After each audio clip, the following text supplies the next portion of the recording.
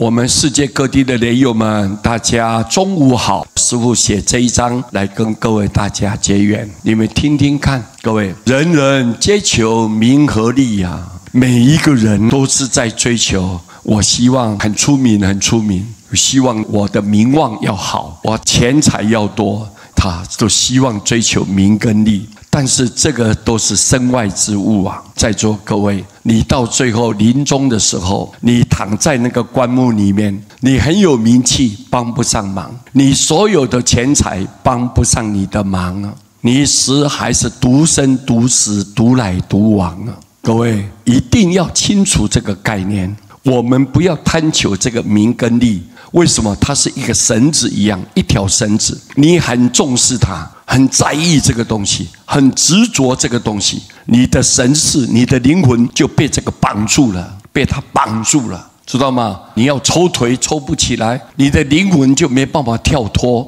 人生宛如一梦中，何必争取富贵翁？来时空也气也空，死后何曾在手中啊？哪一样东西是你的呢？哪一样东西是你的？没有啊！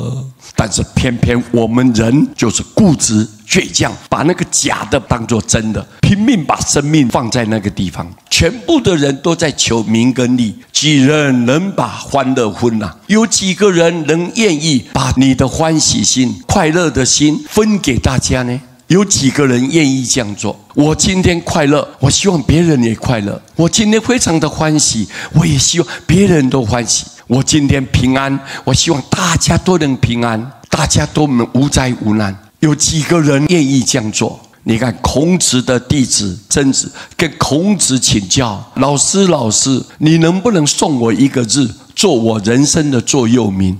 孔子一看，我给你写一个字，宽恕的恕。你看一个如，然后一个心，你要像你的心这样，你希望快乐，希望幸福，希望无灾无难，你也要将这样心来对待别人啊，就叫做恕。所以你看，我们到底有几位能把这种欢喜心、开心、高兴的心、快乐的心分给别人呢？无乐乐不如众乐乐，对不对？我们出家人修行，就是我们自己受苦，希望别人都能够快乐，这个是我们应该秉持的理念。所有的诸佛菩萨都是因为有这种观念，牺牲自己，奉献给别人，所以他成就道业了。心心唯念情和意啊！我们活在世间，随时随地，分分秒秒，念念不忘，只有想什么情和义。情就人情义理嘛，做人的根本勤奋，做人不要去伤害别人。义就做人的仁义道德嘛，不但不能伤害自己，也不能去伤害别人，不能危害社会，不能破坏国家，对不对啊？